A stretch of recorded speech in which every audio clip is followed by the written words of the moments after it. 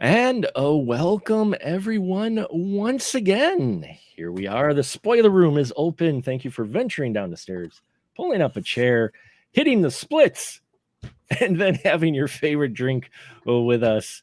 Don't hurt yourself or pull anything. It is the spoiler room, and we are starting a new month. And you saw the trigger was pulled last month for a Jean-Claude Van Damme film that was on the list for cannon fodder. So this month, it is Hot Van Damme month. So it's just Hot Van Damme.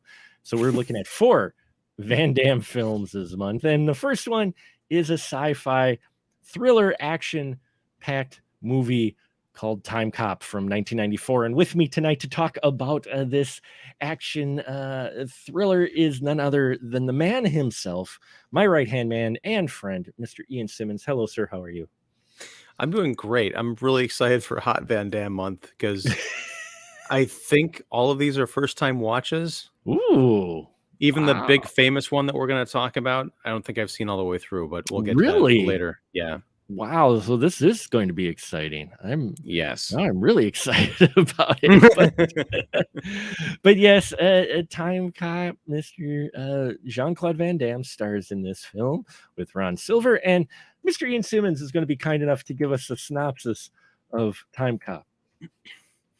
Well, Timecop, it's a little known fact, was at one point titled Timecop, the Steve Jobs Story, because this film really, really hates Windows.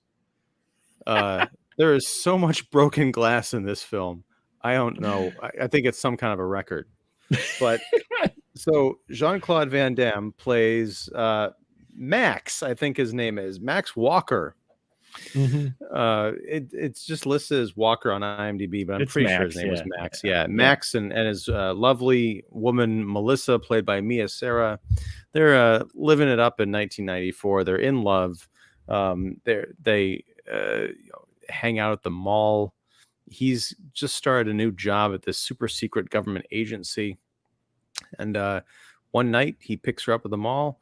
They go back to their place. They have some fuck sax, which is like, 1990s lovemaking accompanied by saxophone music. Oh my God, I love that term.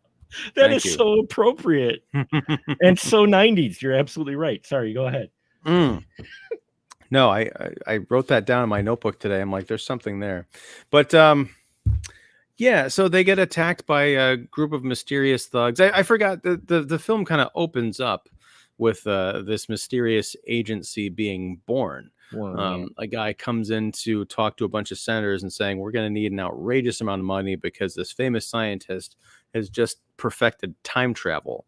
And Ron Silver, playing a deliciously evil villain named McComb, he is the senator who finds a way to manipulate this time travel technology, send people back in time to help with his presidential campaign.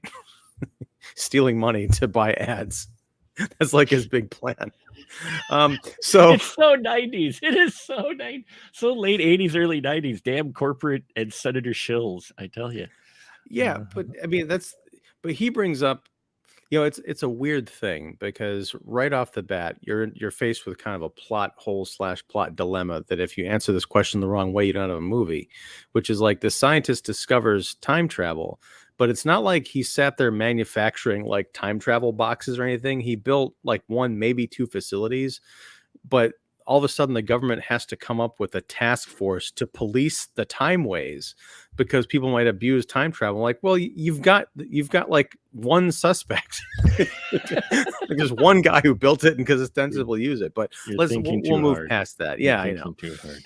But Bruce McGill plays Matuzak, who's like the head of this division, the Time Enforcement Cops or something, the TEC.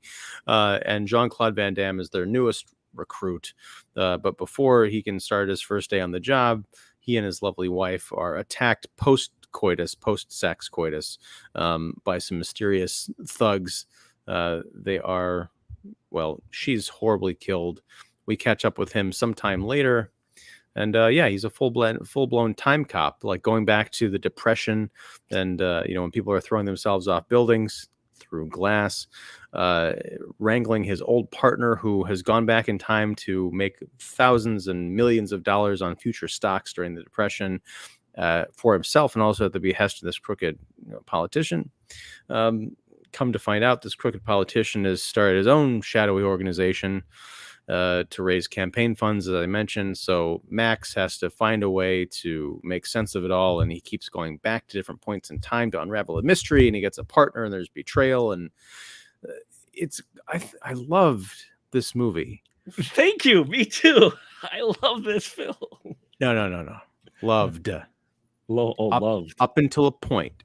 Okay. When they stop with the really big ideas, even though there's some little holes you can pick and things that it's going to deflate the whole balloon. But it's funny. It's cool in that 1990s way that like Men in Black and Face Off are, where you've got like there's this one sci-fi element that changes the entire world. Like there's one secret society. Like we discovered aliens, and now we built a secret society. Yeah. We discovered face transplant technology, so we've got this secret agency, and we're gonna make Nick Cage into John Travolta.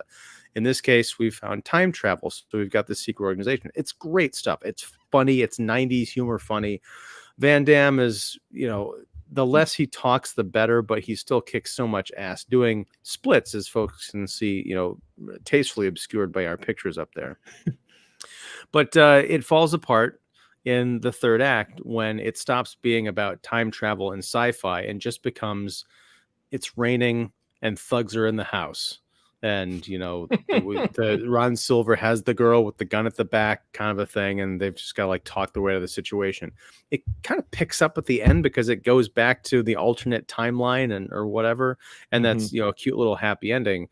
But I was like, man, there's 20 minutes towards the end of this thing where that should have been somehow the beginning. Like have the beginning be the low tech, boring stuff and ramp up to the cool ideas. But yeah, it went from like an almost unironic A+ to B territory. B+ maybe. And I can see that. It does take that turn when he goes back, he realizes he's back in time, and they're going to go back to the house and erase him. So you get the whole, he's got to try to avoid himself type of thing, yet he still meets up with his wife, who he finds out she had a big secret to tell him before she got killed, but she never got to tell the secret. So I had no idea what the secret was, Mark. I couldn't figure it out for the life right. of me. Like, what does she want to tell him? Let's remember, this is an action film. We're not going for too deep of things going on here. Okay. But just hold on. Let's pull the car over to this side. Okay, right? Fine, Dad. Fine. I understand what you're saying, but is there any screenwriter out there who's thinking this is going to get some people? It's going to get them in the brain and it's going to get them in the heart right here. No. They're going to be like, oh, she was what? No, they're supposed to know all along. It's more of you knowing and him not the whole time, I think. I don't know. They put it's a MacGuff. It's a freaking plot device. The revelation of the surprise towards the end was pretty vile, if I might say so. Oh, myself. Nice. All right. Nice. I did. Yeah, I thought that was interesting. But again, okay, that reveal, yeah, but the way they go about how he runs across the vial of blood, I thought was interesting because, folks, he goes back and what ends up happening, he has a partner who's AI. There, excuse me. She's not AI. No, we're not that far yet. Sorry, different movie. No, she is IA. And she's investigating our man Walker because his partner was the one who was crooked, and they got a confession out of him, and they literally pull a Judge Dredd to where they're like, "You're guilty, treason." Die, and they dump him right back in the timeline before he was going to splat against some pavement jumping out a window. And this is what I'm talking about. Like the front half of this movie is so loaded with cool ideas. You see the scene where they're, the guy decides, and I love it because there's so much brains and heart to this. The guy that Van Damme goes after in the Depression is like, look, if I die here, that's fine. But if I go back into the future and rat on Ron Silver's character, he's going to destroy my entire family, like my Mhm. kids. I think he says my dog or something, or Yeah. my cat.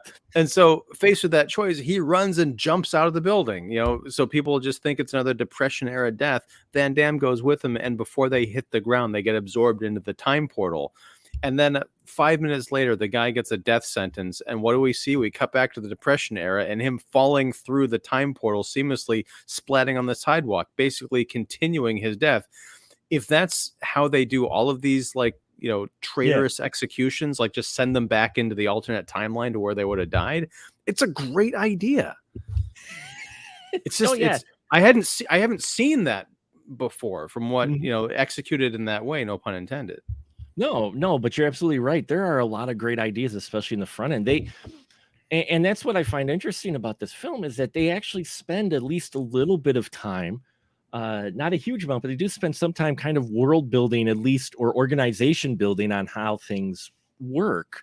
It's not just the single, Walker bent on revenge. We do get at least other glimpses of the way this organization works, and that's what I love about it, is you do get a little bit more than that, because it follows that trend of interesting 90s sci-fi action films, especially ones that were kind of rated R, in that you felt like filmmakers were seeing the glimmer. Now, as you mentioned, it falters in the end to where it becomes really just a basic, like, Lethal Weapon type fight at the end, rain in a house, Yeah. But up until that point, you actually have, much like, some other films in the past we've covered, like, Demolition Man, and that, where you had some thought put behind at least your action film, so to where the point of it's just, we're not just following the protagonist through the whole thing, and who cares what world he's in, we're just following him as he kicks ass.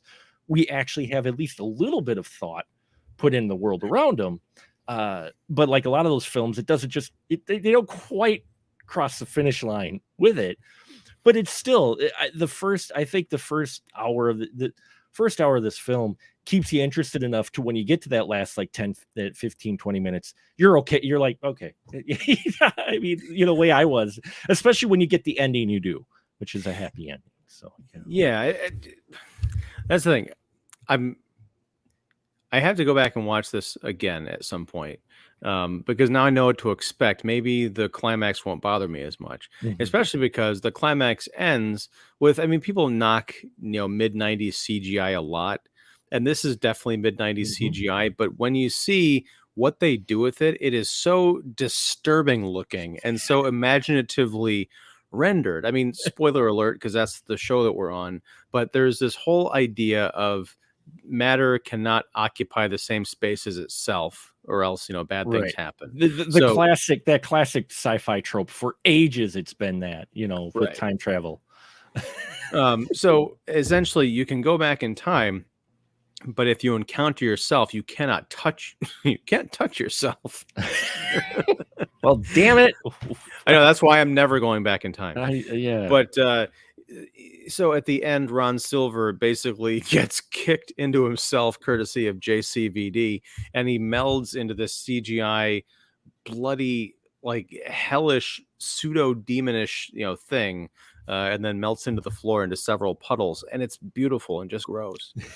So I liked it. That's the thing, is I was disappointed by the turn that the movie took, because I feel like they could have done something much smarter that was more on key with what they had started out with.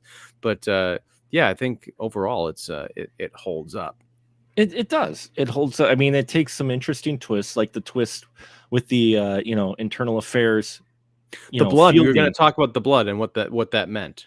Right. Yeah. Gloria Rubin plays Fielding in here, and she's the internal affairs individual who eventually, there's betrayal. Yes, folks, a spoiler room. Come on, it's in the title. There's betrayal, thanks to Ron Silver's Macomb, and she gets shot. There's a firefight. She gets shot, and she ends up falling through time. Well, what we end up discovering is, Walker goes back to the future.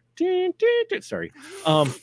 And the future's changed. He Macomb has seriously changed the future. So we're kind of playing on the Back to the Future timeline thing of one timeline, not that thing that in the MCU. Anyway, we we've got the one timeline to where he goes back supposedly the same point in the future, only this time things have changed. His buddy barely knows him. The time bureau, excuse me, the TEC is actually being dismantled literally when he gets back. He's like the last mission. And so he's like, well, crap, now that the future's changed, what do I do? So he goes back to the time that he left and looks up Fielding, who is in critical condition from a shot. He thinks maybe she survived. It's a shot, it's like a needle in a haystack. But of course, she survived, and they have her blood. And so when he goes to get her blood, he sees the blood vial for his wife. And then it's got a note wrapped around it that says the pregnancy test positive. And he's like, oh. But what's interesting about the way they play this is, and mad props to Jean-Claude Van Damme, there's a little emotion shown, but what's interesting about his Walker character this whole time is he shows just enough emotion so you know that the death of his wife, the brutal death of his wife, did affect him. But at the same time, that is not the baggage he carries with him like through the film like we would normally see. I mean, that to the point to where he's like, he doesn't see the vial and suddenly like just you know what I mean? Like we've maybe have seen before in a film where there's a big reveal like that, where he's dealing with his death of his wife 10 years later. Here he's like, oh shit, wait, where am I? Okay. I mean, he doesn't bust out and cry. He actually comes up with a possible solution. Yeah, and I want to ask you about that solution because I was a little bit confused because he decides at that point to go see Melissa. Mm-hmm. And he kind of encounters her at the mall. And there's some callbacks to the earlier part of the film. But he says, because he gets to her right before his past self was supposed to meet up with her. Right. And he says, like, don't tell him, or, please don't tell him. But then, like, later on, it felt like he was urging her to tell him about the pregnancy. Because, like, in the house, when she comes downstairs because he got a phone call, he's like, did you tell him? And it wasn't like, I thought I told you not to tell him. It was like, did you tell him? Like, you're supposed to, did you? And she was like, no, I didn't get a chance to. I'm like, did I miss something? We might have. I think what he meant is don't tell him right away, which if you look at it, it might be the reason kind of why I mean, if it wasn't for the fact that he stopped the robber, you could almost see the whole, what we see in the beginning was actually altered by him, later on, but he messes with the robber, so that throws that out the window. But I think he meant don't tell him right away. But I don't know, that part was a bit, it was very distinctly don't tell him. It wasn't like don't tell him right away, and that's why I thought maybe I missed something. It could just be a plot hole. You didn't. I'm not sure what his motivation was, except I could see maybe him thinking that if she told him early or something along that lines, that it might change where he's at right now. You know what I mean? Oh, yeah. It could have been something along that lines. I mean, Walker knows the tech, but he doesn't know the full tech. Let's put it, even though he's been doing it 10 years, you get the idea that he's an expert, but he's still the guy in the trenches. So he's not exactly about the nuance completely of time travel. He just knows the basics, like can't occupy, the same space at the same time and your basic rules.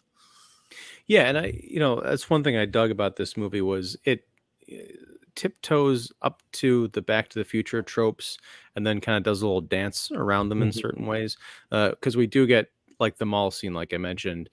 We see a scene that we saw at the beginning of the movie, but we also come to realize that there are people from the future who are also in that mall at the same time, kind of like doing things in the background.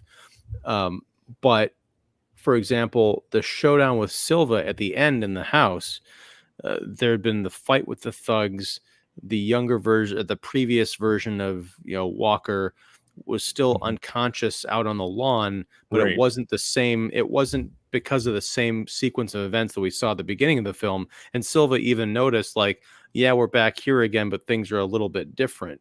So it's Mhm. not exactly the same. It's almost like getting back to Loki, or Yeah. maybe even What If a little bit, that the Mhm. idea that there are certain like touchstones in the time space continuum that have to happen, like Mhm. certain pieces have to be on the chessboard at a certain time, but the moves that got them there can still be different as Can long still as be the different, yeah. pieces end up there. Right. So that's some cool ideas. And this was based, and I didn't read the comic, but it was based on a Dark Mhm. Horse comic, and that was sort of an indie label that's still around and going. They're mostly famous for publishing the Aliens and the Predator comics from the Mhm. '90s, but was it uh, Mike Verheiden and Mark Richardson, I think, I think so, like, were yeah. behind this. They Mhm. created the comic. I think they wrote the screenplay. Mhm. I feel like you can tell that this was made by like comic book writers because up to that certain point, Yeah. even if it's mumbo jumbo, it's still kind of thought out and plotted out and worked out. So it's got a logic that somebody was thinking about, instead of just Yeah. like, hey, wouldn't it be cool if JCVD showed up and helped himself fight bad guys? And what I think helps this movie quite a bit is not just the script, where we've alluded to it does try to be at least a little bit smarter than your average, like, just basic action, film, but also the direction and some of the cinematography in here. For an action film like this, you could tell they were kind of putting their eggs in the basket, trying to make this kind of a big deal, because they got talented folks. The director of this is the guy who directed Outland in 2010, you know and he directed the Presidio. He'd go on to direct Van Damme in Sudden Death. I think, yeah, is that Van Damme as well? Yeah, I Yeah. think so. Well, there's a scene or a shot that Mhm, I had to go back and rewind because I didn't understand how I was watching it, especially in a movie that came out in '94. At one point, it's when Walker rematerializes in the past. He mhm. goes through that Terminator 2 kind of like rippling, almost like the Yeah. liquid metal time, but it's Mhm. transparent instead of silver. And he materializes in the middle of a highway, and there's a semi truck coming up right behind him. And I'm thinking, oh, this is CGI with some rear projection or something. But then you actually see the truck like come over Over Van him. Damme and into the camera. I'm like, how? It's amazing. It and that's what I mean, is the direction and some of the cinematography in here. There's some pretty cool stuff that they do in here. There's another shot at the end in the house fight, the big showdown, to where Walker sees himself getting the crap beat out of him by the big thug guy. And so the camera's on Walker facing him, and he's walking towards the camera as he's coming down the hallway, out the door, down the stairs to face. It's a wonderful shot, to where you would think you would see cuts, but it's just this long continuous shot. And I'm just like, that's pretty cool to see in a film like this. Well, and Van Damme does not get a lot of credit for his acting ability, and I'd say, Mm-mm. rightfully so in some circles, especially in '94, because he'd only been really doing it for like 6 years. But I gotta say, the performance and also the costuming and the Mhm. hairstyling went a long way in telling the story, because when we Mhm. first see him early in the movie, when he's all in love and stuff, he's got like the probably the kickboxer era blood sport short Van Damme hair and kind Right. of the Yeah. baby face. I'm like, I know this is '94, but it looks like they filmed it in '88 and just like saved the footage or something, because he looks really young. Yeah, And he then when does. you see him 10 years later, he's got like the 1994, Superman back from the dead, like almost mullet going on with the big, awesome wavy hair. But he looks more rugged and haggard. He's got like the glimpse of a 5 o'clock shadow, sort of. So you can really tell this is a different, it's not just 10 years later, this is a different person. Like, Yeah. the events of the first couple of minutes of this movie really had an effect on him, and it didn't just show him like, oh, he's got a bottle of whiskey and he's smoking Right. cigarettes now. No, it's all in the performance and also the way that he looks. Yeah, I loved his look, and in fact, I just pulled up the trivia page here just for the shits and giggles, and it says his hairstyle from 2004 Max is influenced by Wolverine. So there you go. Well, and then also in the yeah, now I really want to know more about this. Well, because we're talking about comic book writers, so of Right. course. It's yeah. But yeah, in the mall in the beginning when he stops the purse snatcher, he puts his foot up and the boot is in the guy's face. He says, "Read what it says." It's like Yeah. Wolverine. Wolverine. No, read between the lines. Oh, And he's like, oh. but even that was nice and unexpected because I expected him to go, read between the lines, and the guy would lean in and then he like kick Yeah, him in the he nose kicks or him, but something he like. doesn't. Yeah. Right, he just lets him kind of go. And that's it's a sweet little moment. But even at the end in the house fight, when we see young Van Damme, it's great because this is before he's like a rough and tumble, like time Mhm. traveling cop. He's still just a young military guy who's going in for this secret program. He's wearing a tie to work and shit. So when this army of thugs and a U.S. senator break into his house in the rain with this high tech weaponry, he doesn't instantly spring into action mode. I mean, he does his No. best, but there's a shot where he's peeking through a broken window to see his future self tumbling with Mhm. someone, and the camera cuts to his face. He looks scared. He's like, "What the fuck is going on?" Yeah, he's going to be joining. He's going to be joining. A time cop play, and yet him seeing himself for the first time, he's just like, "What?" Yeah, and he also looks a lot younger. So it goes, the cutting back and forth between the old and the young. It really goes to sell the idea that these are people from two different worlds, Yeah. literally having to come together to fight some ridiculous challenge.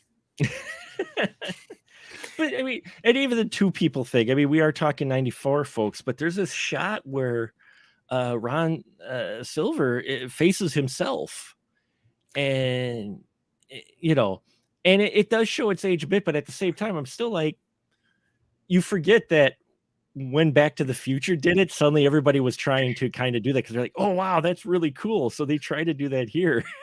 I made the note of that too. In addition to fuck sacks, one of the things I underlined was, yeah, you saw this in so many movies in the 90s, and the technology got better, so it got less cheesy, but it's the thing where a character encounters himself and has to do just to show like it's not like the old split screen thing where you'd have the two different sets or whatever looking at each other, but no, like walking around them doing the head to toe kind of like nodding inspection, Yeah, like yeah. incredulity.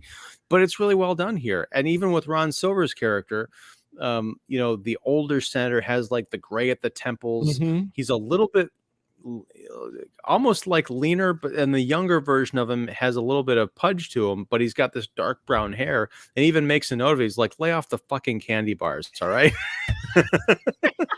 Yeah, do myself a favor, okay? Oh, no, do me a favor. Lay off the fucking candy bar. I know this, you can't say this nowadays because Ron Silver is who he is, or was who he was. I don't even know if he's still alive, but he was fantastic in this movie, playing a not quite Donald Trump Thank you. villain. Um, It was scary. It was uncanny. I'm watching it again because I've watched this a few times, but it's been a number of years. I've definitely not watched it in the past like 5 years. So watching it again on my laser disc, yeah. yes. Uh, watching it again on the laser disc, there's some of the things he's talking about. And I'm like, he says one line, and I'm like, okay, that's kind of Trumpish, but yeah, any senator type of thing. But there's a few other things in his behavior, especially when he starts talking about his presidency. I'm going, this is kind of eerie. Well, what I liked about it is that, we can look at a Trump caricature and see it as a Trump caricature. This Mhm. was a portrait of, and I don't know if the writers had Trump in mind when they were writing it. He was certainly a big figure back in the Oh, 1990s, and he had a air of celebrity. But, in going up as far as the early 2000s, he wasn't seen as a clown. He was no. seen as Mhm. a business person. And this was very much a portrayal of what if a business person Yep. got the ability to, manipulate time to get money and buy his way into the White House. And that's what I think makes this a striking thing, instead of, because he's kind of terrifying. Like when he's Right. so callous, he doesn't give a crap about anybody. When he's slapping his assistant and breaking his nose, in the limousine, and he's like, what are you going to cry about it, kind of a thing. And then he offers him like a bowl of nuts. I'm like, this guy's a complete sociopath. I love it. He is a sociopath. It played so well. You're right. I've seen some people talk about it, and I do have to say this is one of my favorite Ron Silver roles. I really like him in this role. He seems to really get into this character, and he's a scary individual. And yeah, you're right. It is more of, hey, what if a businessman? Because we find out later he was a businessman who got initially kicked out from a chip and software development company from another individual. They basically had a falling out. And we come to find that out. So he was a businessman, and now he's turned politician. So again, it was getting eerie. One of my favorite lines of his, and I hope I get it right, was he's questioned at one point, why does he keep getting this money? Because he's starting to move up in the polls in the alternate timeline, but he's still getting the money. And he says something to the effect of, he wants to be so rich that no one cares what you have to say. Yeah. And I'm like, this is a freaking action film, and he's dropping some lines, and there's a few other things that he does too that I'm just like, wow, this makes this guy more than just a kind of a basic villain. He's got a little bit of, gusto to him, to where he's, like you said, a sociopath. He's scary. He's someone who knows what he is and what he's doing, and he's just got an agenda that's yeah. Well, and that's one of the great things about, like, especially the early and mid 90s, movies, Mhm. is they didn't just have like these crazy, cool ideas to explore. They also had this kind of countercultural distrust of the government, and particularly the media. You look at Mhm. Demolition Man, Oh yeah. with its gross, like, over commercialization. You look at movies like Natural Born Killers. You look at movies Mhm. like this. I mean, it was subversion as a mass marketable product. Right. It's Yeah. like, Yeah. which is, in itself kind of gross. Like, yeah, Taco Bell sucks. This movie has Taco Bell all over it. And you could probably buy Taco Bell Demolition Man cups when you go to the Oh drive-through. yeah. You could. Oh, hey, we got a love, Eva. We got a heart. Thank you. Hey, we got a Woo! heart. Appreciate everyone tuning in. Yeah, it's really wild just watching this, and the whole idea of commercialism was the villain. I mean, if you look through the 80s initially, and again, you're more of an expert than I, but watching a lot of the 80s films, you kind of go from where the privileged and the yuppies are kind of the villains, bad guys, the bullies.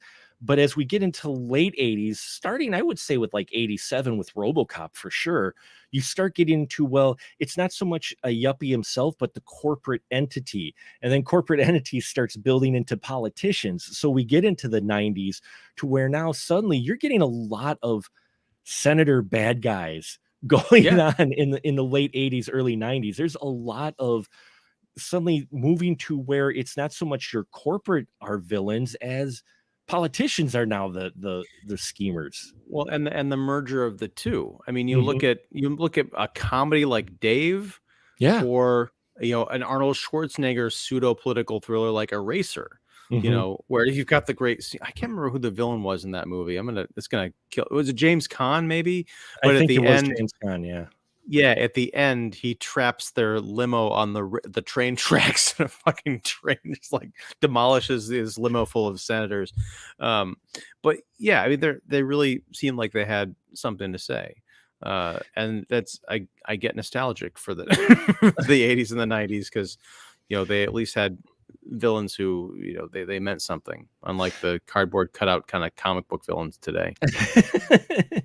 They did, and well, I saw another, a mention of, I forget which podcast it was on. I do apologize out there for those who may be listening, but there was one that mentioned about Die Hard being a turning point for villains that you could have in an action film. Because before that, a lot of them were your basic, either go to the next boss level for your Schwarzenegger and your Sly or your hero. You upgrade, you fight the mini boss, and then you fight the the right hand man guy, and then you fight or confront the bad guy, the main villain. They kind of drift away with that a little bit with Die Hard, to where you have a very intelligent, very smart, not over caricature. I mean, he's not like maniac, manic type of villain like you get. He was suave, he's charismatic. Alan Rickman just nails that part. I love that part. But if you look at your villains and they start to evolve, especially like you said in the 90s, we start getting to where they're still have those tropes and caricatures, but there's a little bit more to them than that in even your basic action films. Oh yeah, I mean, it's popular to say that the only reason like action movies and even comic book films are halfway interesting is because the villains. You got a great villain, you've got a great movie. I feel like that was, I don't know if it was, Die Hard feels like it's the right psychic lightning rod to reference there, but I feel like that was an expression that came about post Die Hard.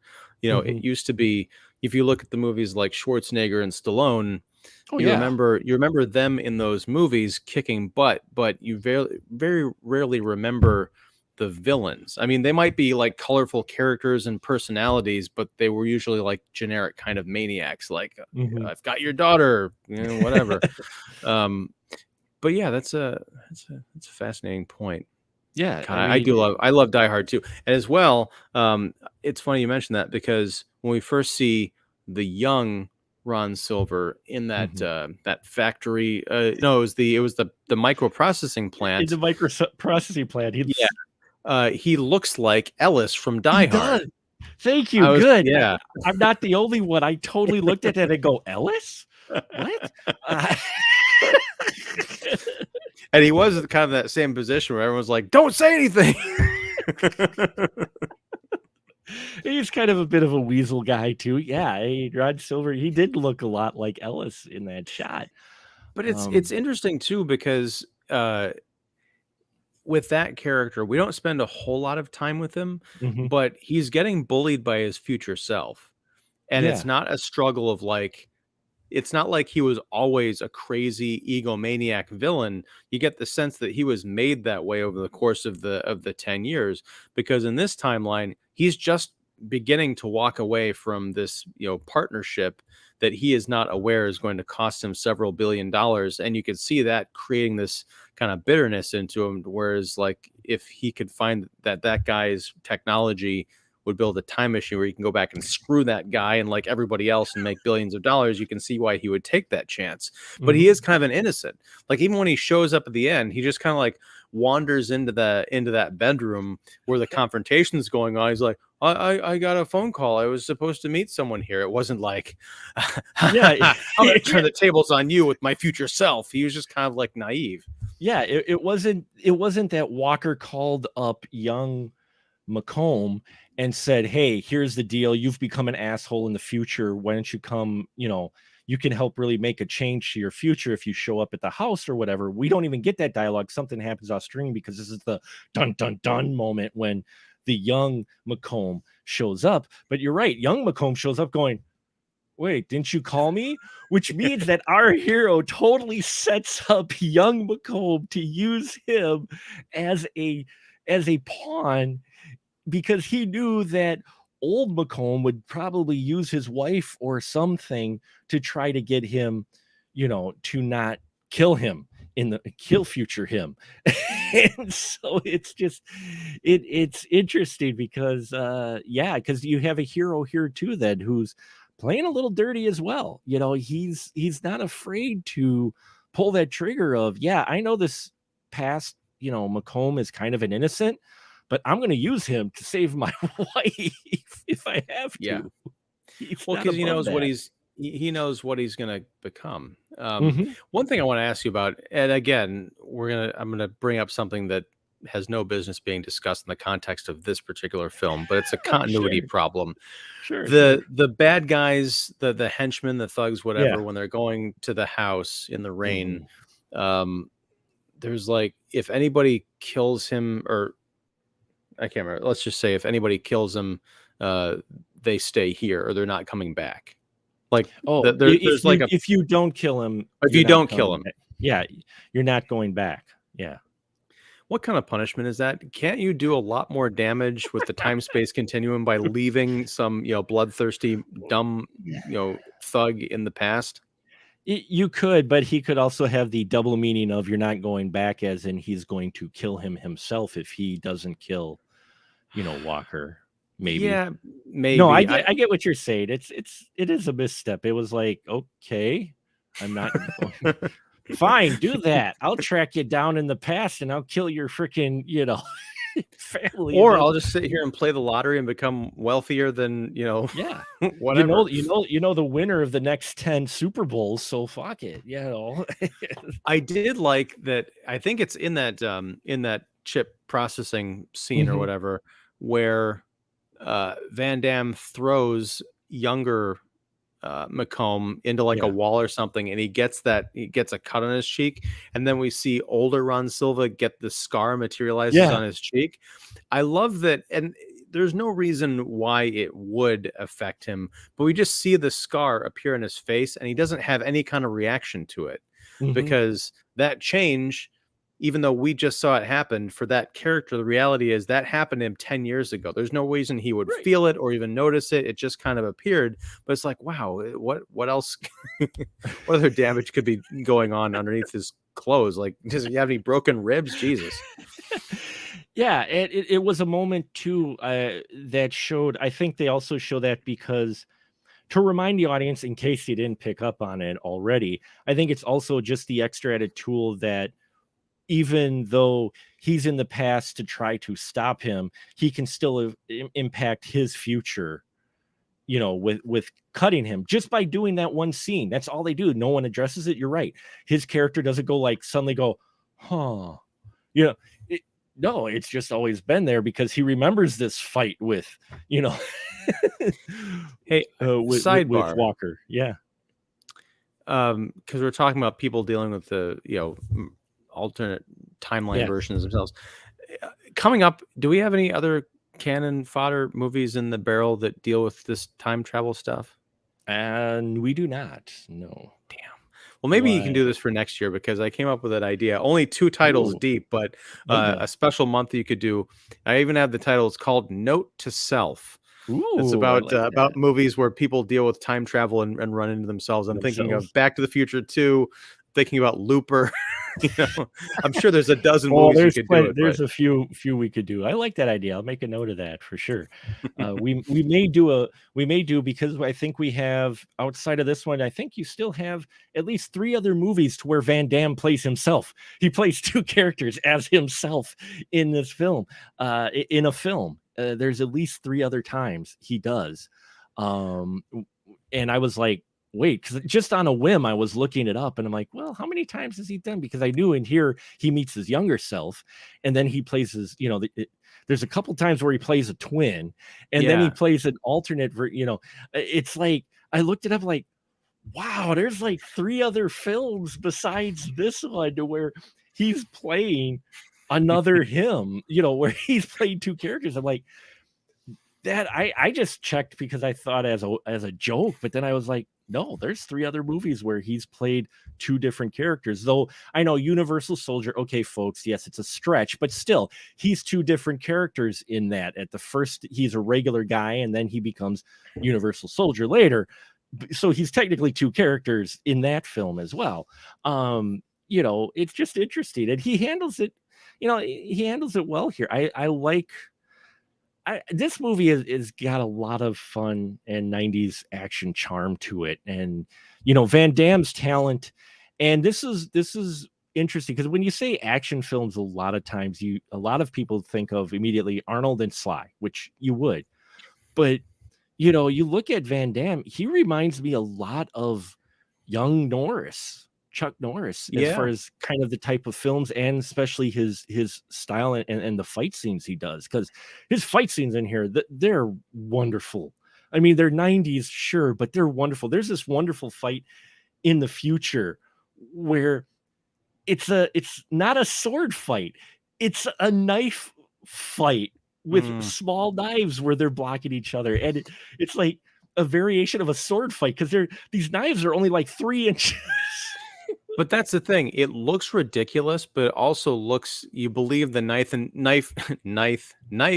and death intensity of it. Because at one point they do have a sword fight kind of a pose where they're both, the swords are crossed, but you're right, they're like this, and you can see them straining like they're only like 3 or 4 inch blades. These aren't even like Rambo blades at all. These are like friggin', but yeah, but the way they sell it and the direction and the cinematography, it still has a little element of danger, and Van Damme's skills at, action are insane, and they show off in this film. I loved them. I Yeah, I loved all mean, the action scenes in here.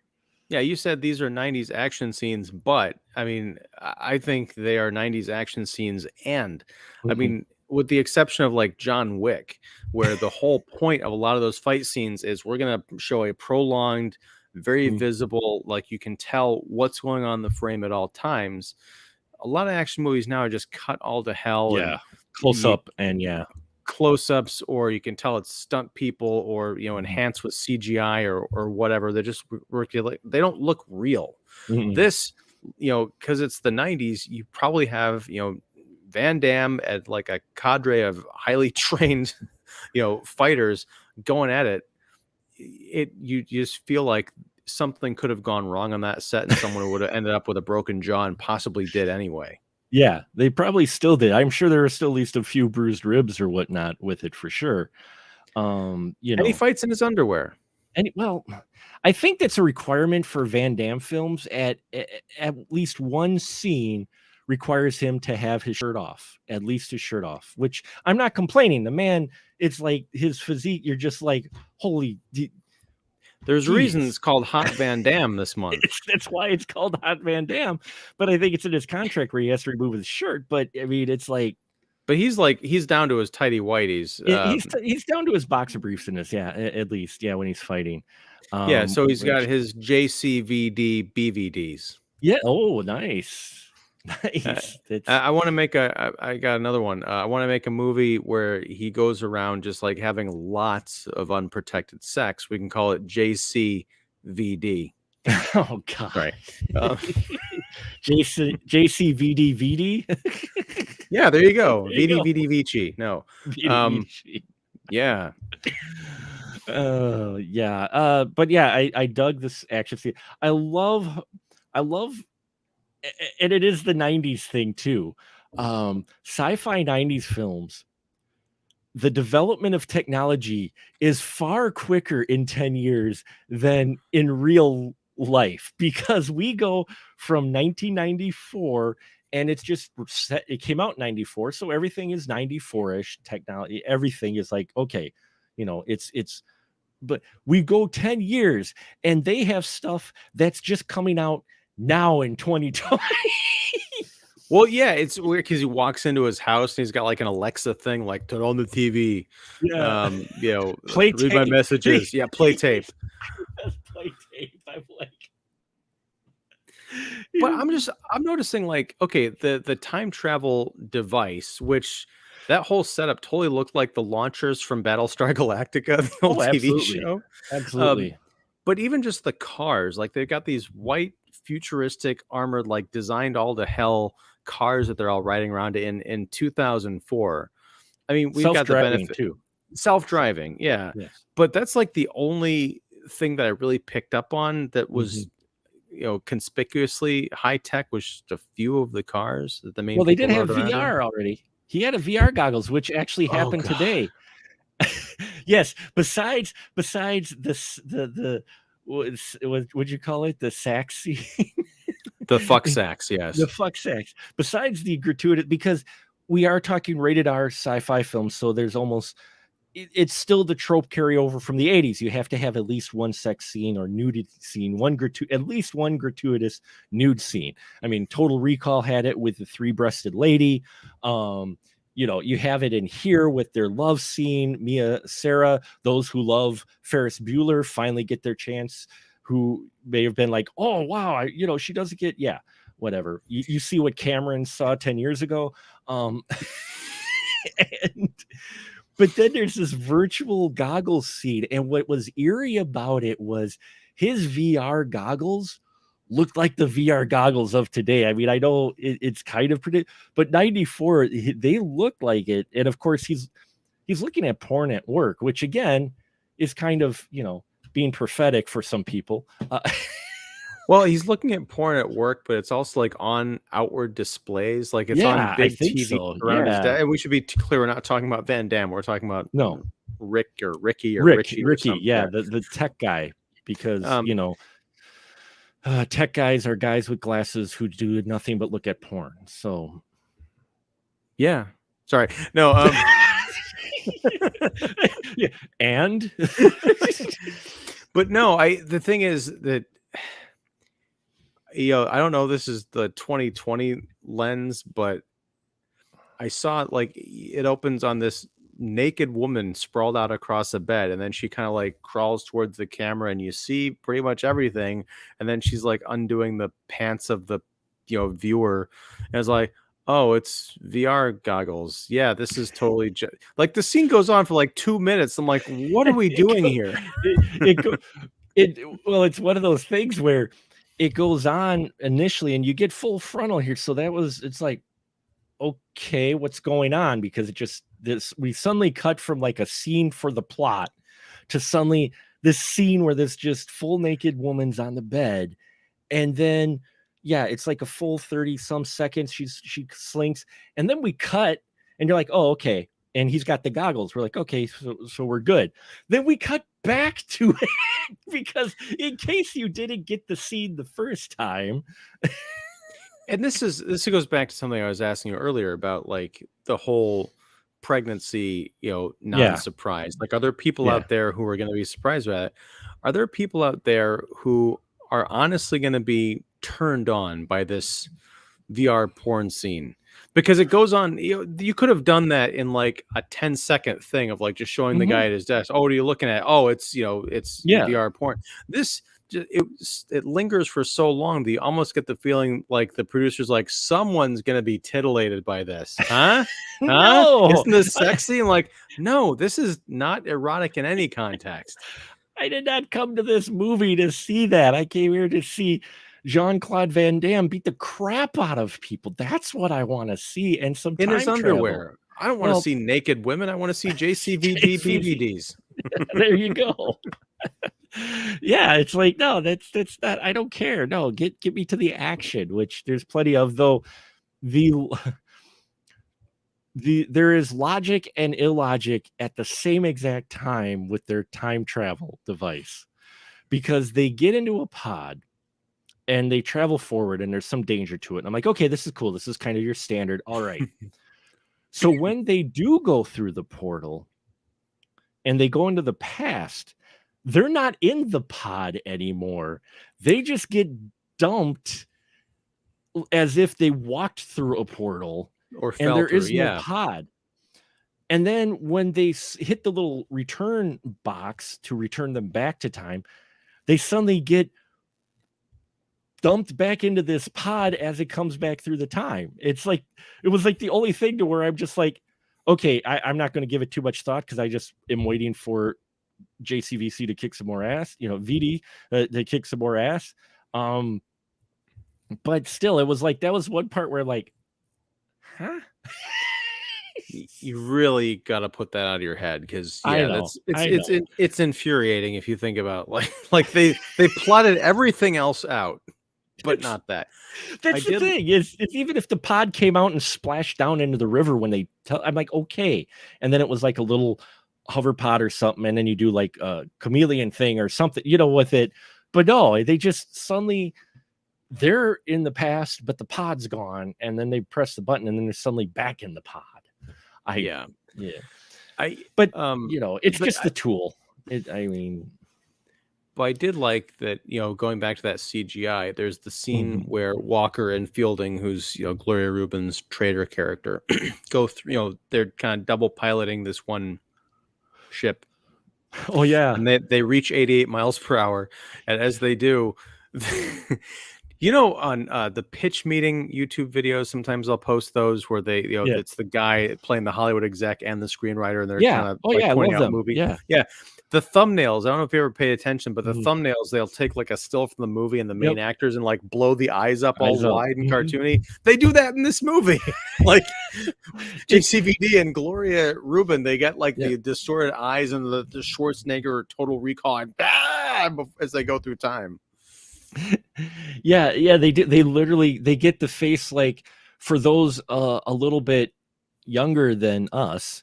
Guardians of the Galaxy 2 when they're jumping through when they're transporting to Ego and whatever, and their faces, the Rocket Raccoon's face is morphing constantly, or Oh, as they're that's right. Yeah. teleporting, as they're jumping.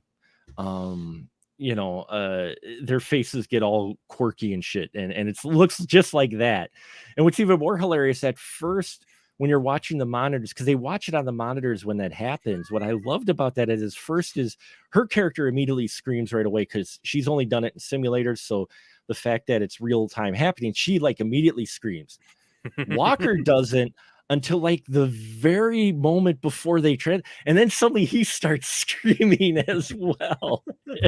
I didn't expect that. I'm like, oh, even our hero, he's just like, oh shit, I could splat against the wall. I like to think it's because maybe he's never noticed, like he's never actually looked at someone going through that, so like he sees her transforming and that freaks him out, like, do I look like that? Oh my god.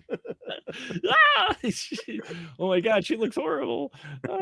And we do have a little redemption arc with her character, like we said, when he goes back, she's the only person from the future that remembers who he is because she hasn't been altered at all. So we do get a little redemption arc with her, which I liked. I like they didn't leave her just completely evil. They did give, and then at the very end, since he reset things anyway, we see her and she's not a bad person at all. She's not corrupt or anything. She's, and that's what it was also nice, is a happy ending. I miss happy endings. Yeah. And not like that. I miss happy endings for films.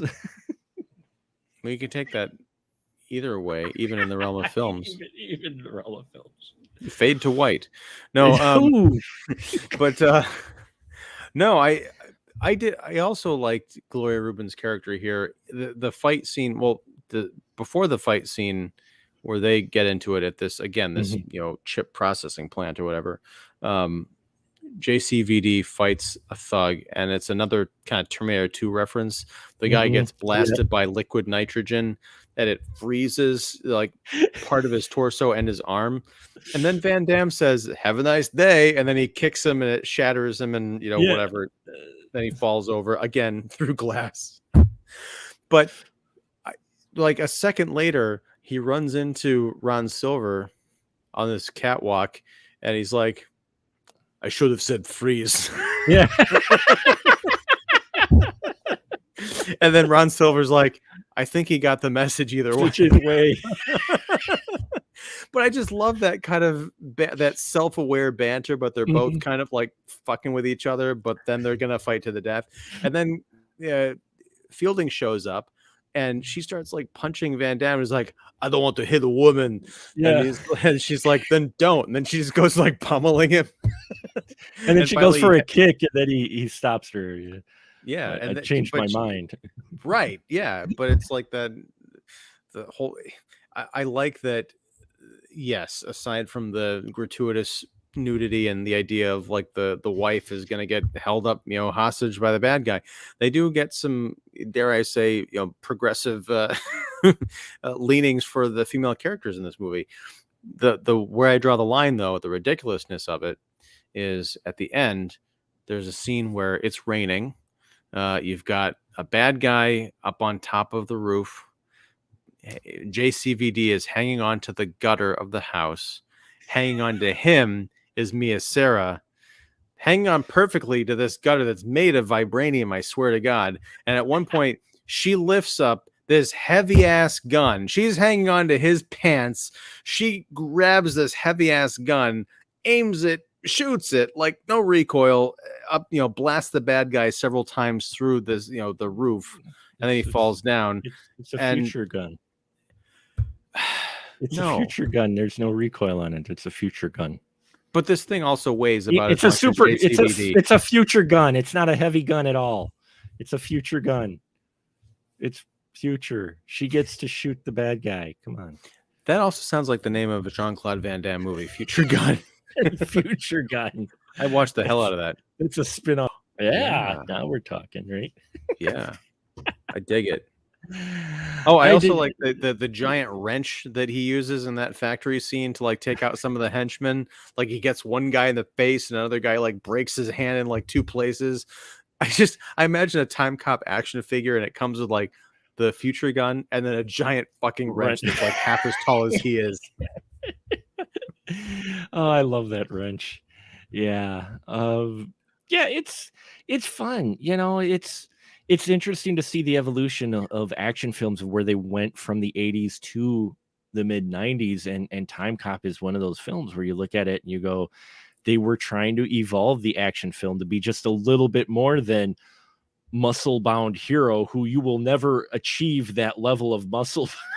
Your average moviegoer is not going to reach that Arnold, sly build. And that's your hero because he could do unbelievable feats, to where we've gone to the John McClane's. And even here, I mean, Van Damme, he's got muscles, he's ripped. He is not, though, a very large individual, though, like, your Sly and your Arnold's, as far as even the way he's shot in this film. He's shot more of the common man type of angle, and that's the way his character is too.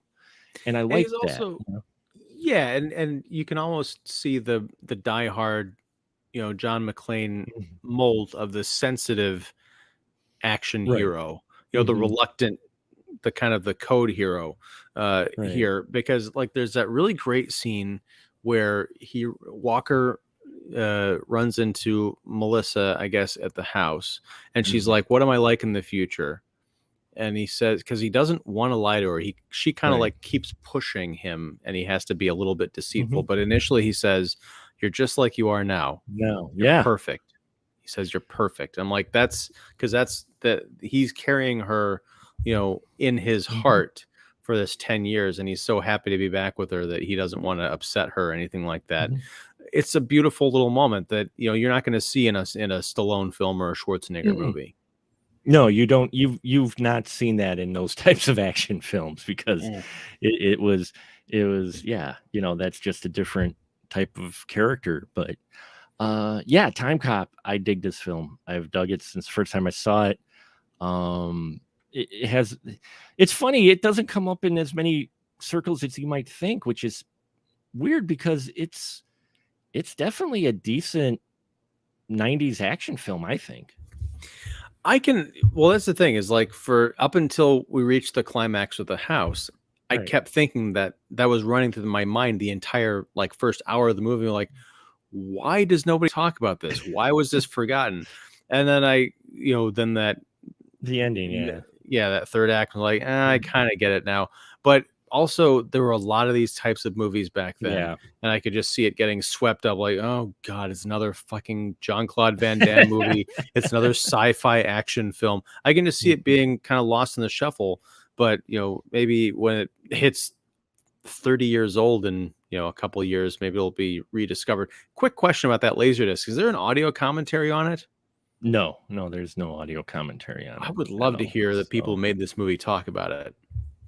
I would too. I don't know if it's ever been released on a Blu-ray with a commentary, but I definitely would be interested as well in it. Because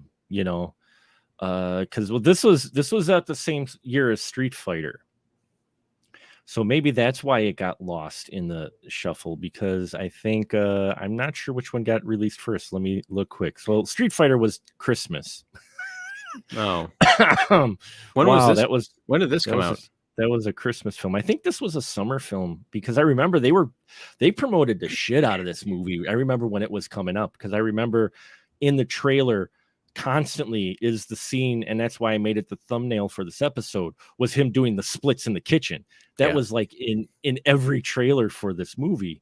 They put that in, and you could see why. I mean, it's a wonderful stunt. Yeah. September 16th.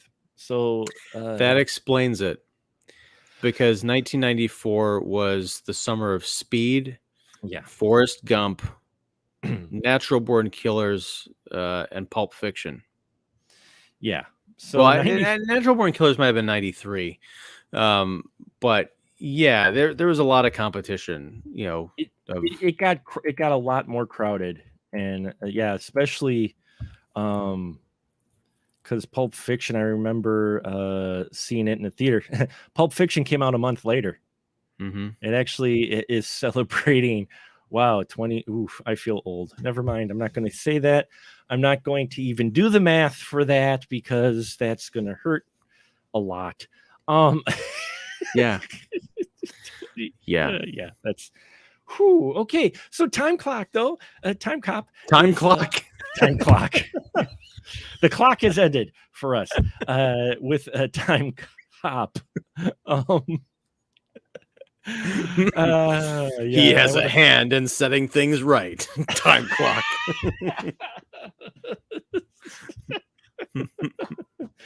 Your time has come to an end. Yes. You can come up with another one we got to write. We got to message JCVD on Twitter and get him in on this shit. Get him to return as Time Clock. Yeah, that sounds like, there's a superhero, Time Clock. Be alarmed. Be very alarmed. Time Clock.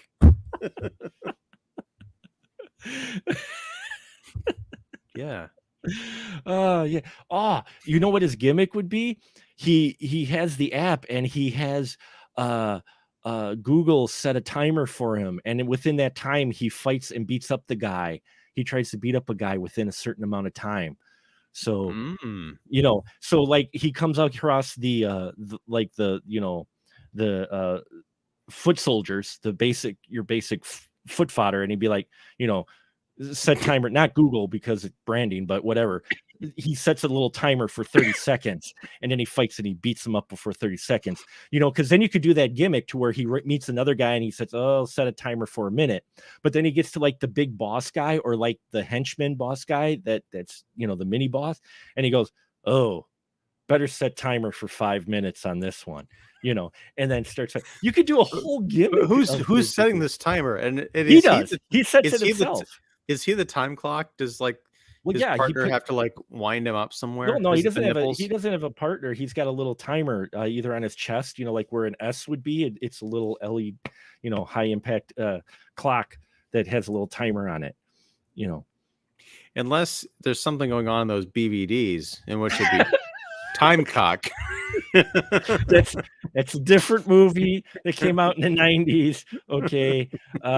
There were parodies like that even back then in the 90s, and we're not going to talk about those anymore. Yeah. So